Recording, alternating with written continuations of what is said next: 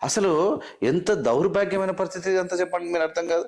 ఈ దేశాన్ని సమూలంగా మూతికి ముంత ముడ్డికి చీపురు అంటరాని తనముతో చదువు లేక కుక్కల బతుకు బతికినటువంటి మనుషులను తన రాజ్యాంగం చేత ఓటు హక్కిచ్చి హక్కులిచ్చి పార్లమెంటుకు, పాఠశాలకు, అసెంబ్లీలకు రాజకీయ నాయకులుగా అవకాశాలు ఇచ్చి మీ దేశం ఏలుకోపో అన్నటువంటి భగవంతుడు ఏ దేవుడన్నా ఉన్నాడా?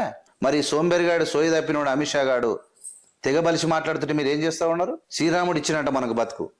శ్రీరాముడు రాజే కావచ్చు, శ్రీరాముడు రాజు, అఫ్ కోర్స్ శ్రీరాముడు రాజు ఏరుకుండా అనుకో.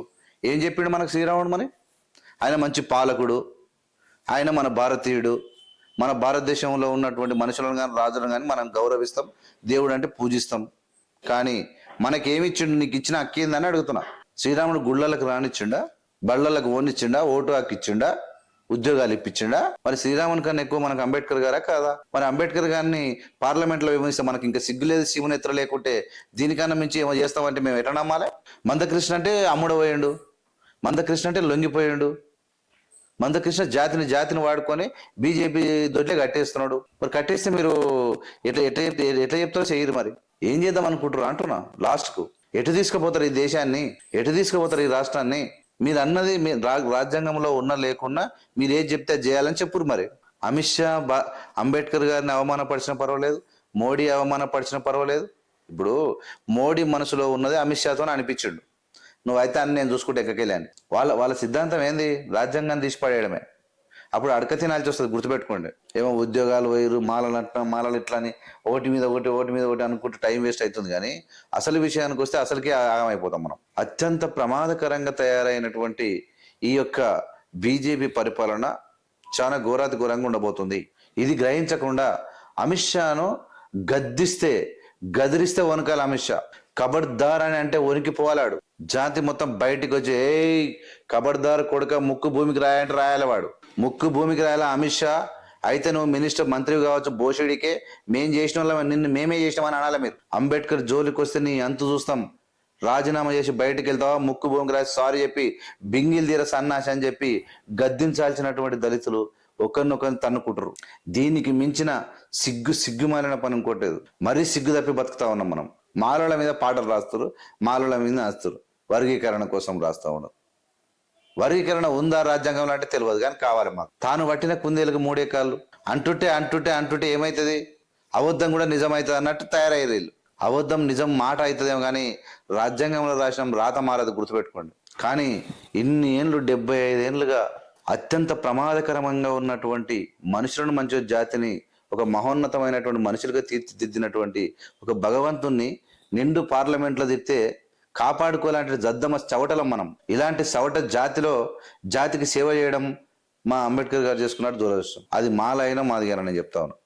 మాలలో కూడా సైలెంట్గా ఉన్నోళ్ళు చాలా మంది అమిత్ షాను అడగలేదు, ప్రశ్నించలేదు, క్వశ్చన్ చేస్తలేరు, వణికిపోతా ఉన్నారు. గజ గజ గజ గజ గజ గజ గజ వణికి. జీవితం శాశ్వతమా? ఒకడు సరిగా నడవలేనోడు ఈ దేశాన్ని మొత్తం అంబేద్కర్ గారు రాజ్యాంగం రాసి అంబేద్కర్ గారు వారసు దళిత బహుజనులు మహిళలందరూ ఓట్లేస్తే పదవి ఎక్కి తెగబలిసి అంబేద్కర్ గారిని అవమానపరుస్తుంటే అలాంటి వెధవను నాలిక జీరేస్తాం, పండ్లు రాలగొడతాం, అని దేశం మొత్తం ఒక్కసారి గదిరిస్తే వణికి సావాలాడు అని డబ్బు అని అహంకారం అంతా. కానీ మనం వణికిపోతా ఉన్నాం ఇక్కడ. మన పని ఏంది? మన పని ఏమిందంటే మనం తోటలను కొట్టుకొసావాలి. మన టార్గెట్ ఏంటంటే మనం కొట్టుకొసావాలి. మన మందకృష్ణ ప్లాన్ అది ఏమన్నా పోని, వెనుకకెళ్ళి ఏనుగెలు పోని, ముందలకెళ్ళి పీనుగలు పోవద్దు, ముందుగా ఈగ కూడా పోవద్దు. ఇది మందకృష్ణ సిద్ధాంతం. వెనుకకెళ్ళి ఏనుగెలు పోయినా పర్వాలేదు, ముందలకెళ్ళి ఈగ పోతే నడవదు. ఇది ఎవరి మూర్ఖుల లక్షణం. ఇది తెలివైనవాడు మొత్తం గ్రహిస్తాడు. అంబేద్కర్ గారినే అవమానపరిచిన ఏకైక వ్యక్తి భారతదేశంలో మందకృష్ణ. అంబేద్కర్ గారిని ఈ ప్రపంచంలో దేవుని కన్నా ఎక్కువ ఉంటే ఎవరినో దరిద్రులు తీసుకొచ్చి పోటీ పెట్టి పోలుస్తాడు. ఇంత దౌర్భాగ్యం ఉన్నటువంటి మందకృష్ణకు జోజలు వాడతోలు చాలా మంది అయిపోయారు. ఆయనకు ఉండవై అమిత్ షా టిట్ పట్టుకొని ఇట్లా ముద్దాడుకుంటారు ఒకడొకడు. ఆయన ఇప్పుడు అన్నందుకు ఖుషి ఉండొచ్చు. మనకి వీళ్ళకు రోషం లేదు, అభిమానం లేదు, మన రాజ్యాంగం మీద ప్రేమ లేదు, దాన్ని రక్షించుకుందామన్న సోయి లేదు. పక్కువని మీద మన్ను పోయాలి. ఈయన మీద ఆడు పోయా, వాని మీద ఈడు పోయా. పోసుకోరి. టన్నులు లారీలు తెచ్చుకొని పోసుకోరు. ఇది తప్ప మనకి మిగిలింది ఏం లేదు. సిగ్గుతో ఇప్పుడు 1000 డప్పు 1,00,000 డప్పులు 1000 గొంతులు పెట్టి ఎవరి మీద డప్పు కొడతారు ఎవరి మీద అంట. ఇప్పుడు ఇప్పుడు ఇప్పుడు బిందెలకు నీళ్ళు లేవు, ఎన్ని ముంచుకుంటే వస్తావా? ఇప్పుడు ఎండిపోయిన వంకాయ తోట ఉంటది, అందులో పోయి ఏముంటాయి అందులో తెంపుకోనికే. వీళ్ళు ఎండిపోయిన వాళ్ళు వీళ్ళ మీద డప్పు కొడతారు అంటారు. ఇక దీనికి మించిన దౌర్భాగ్యం ఇంకేమైనా ఉందా? లూటిపోయిన తోటలో పోయి ఏమో దేవలాడుకున్నట్టు ఉన్నది ఇలా పని. అరే 2% 10% తింటాడు, దమ్ము లేదు, వద్దు చాలు తినాలి అంటే మనువాదులకు కావలి కుక్కరలాగా తయారైనాం మనం. ఒక మనిషి మనం ఓట్లేస్తే గెలిచినోడు బరి తెగించి మాట్లాడుతూ ఉంటే 150 కోట్ల మంది జనాభా ఉన్న ఈ దేశంలో 50 కోట్ల మంది ఒకే జాతి, అది దళిత జాతి. 50 కోట్ల మంది ఒకే జాతి, దళిత జాతి. 50 కోట్ల మంది ఎంటికతో సమానం పెట్టినాడు. ఇక మనకి ఇంతకన్నా సిగ్గు తప్పిన పని ఇంకోట్లేదు కదా. 50 కోట్ల మంది అంటే ఇంతమంది జనాభా ఉన్నటువంటి దళితులను భయం లేదు మనవనికి. పార్లమెంట్లో చెప్తున్నాం అంబేద్కర్ ప్యాషన్ ఒకేయంట. ప్యాషన్ కాదు, ప్యాషన్ కన్నా ఎక్కువ ఆక్సిజన్ మాకు. అంబేద్కర్ అనేటువంటి పదం మాకు ఒక ఆక్సిజన్, మాకు ఒక వాటర్, మాకు ఒక అన్నం మెతుకు, మా గౌరవం, మాకు ఒక గౌరవం, మా జ్ఞానం, మా ధైర్యం. వానికి ఏం తెలుసు? తెగబలిచినోనికి.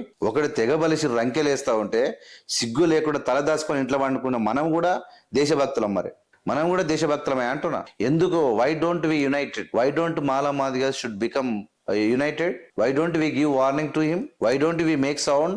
Why don't we give powerful slogans against him? Definitely we should give. కానీ జాతిని కలవకుండా చేస్తున్నాడు కదా ఉద్దారకుడు. మనం చేసిన జాతి ఇప్పుడు మానవ మాదిగా అంటే పగోలు అయిపోయాయి.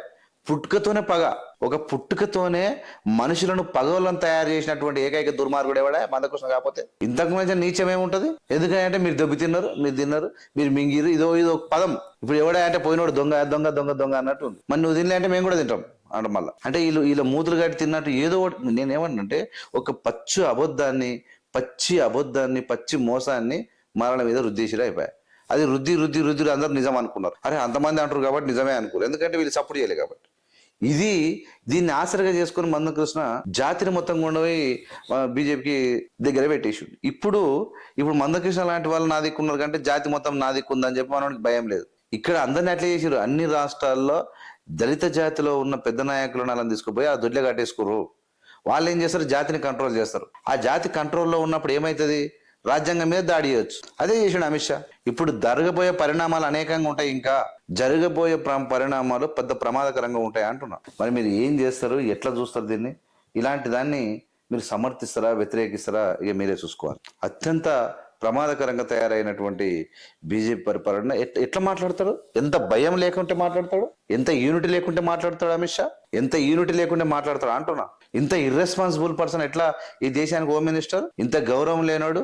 ఇలా 50 కోట్ల మంది ఒక గుండె సప్పుడైనటువంటి అంబేద్కర్ 50 కోట్లు కాదు 90 కోట్ల మంది 90 కోట్ల మంది గుండె చప్పుడైనటువంటి డాక్టర్ బాబాసాహెబ్ అంబేద్కర్ మీద అనుచిత వ్యాఖ్యలు చేసినటువంటి లుచ్చలు ఎవడైనా వంగబెట్టి తంతమని మనం చెప్పాలి కదా. అని ఒకేసారి సౌండ్ చేస్తే ఒక్క నిమిషం దేశం మొత్తం సౌండ్ చేస్తాం. మొత్తం బయటికెళ్ళి దేశం మొత్తం ఒకే సౌండ్ చేస్తే సౌండ్ గుండెకి సావాలాడు. వాని పదవి వాడు. ఇలా చాలా మంది సోంబేరిగాలు అనుకుంటారు ఈ దేశం అంత పెద్ద పదవి ఉన్న మునగానే తిడతామని. ఎవడిచ్చిండ్రా నీకు పదవి? ఒక ఒబిడియంటి, ఒక దేశభక్తి, ఒక పేదలపై నమ్మకం. ఈ దేశంలో పేదల పెన్నిది కాదు, ఈ దేశం ముందడుగును మాట్లాడినప్పుడు పండబెట్టి తొక్కుతారని గుర్తుండాలి ఎవరికైనా. Mister Amit Shah, keep in your mind, if you make shout you may shake out. Ear drums will break with the sound. The people of India is ready to roar against you. You are nothing in front of us. We people made you. We send you to our highest position. If you speak like this, the people of India give the highest punishment to you. Amit Shah should apologize, should say sorry, should quit from the post Home Minister. Narendra Modi should take responsibility, should suspend him, and he should be punishable in at least 5 years in jail.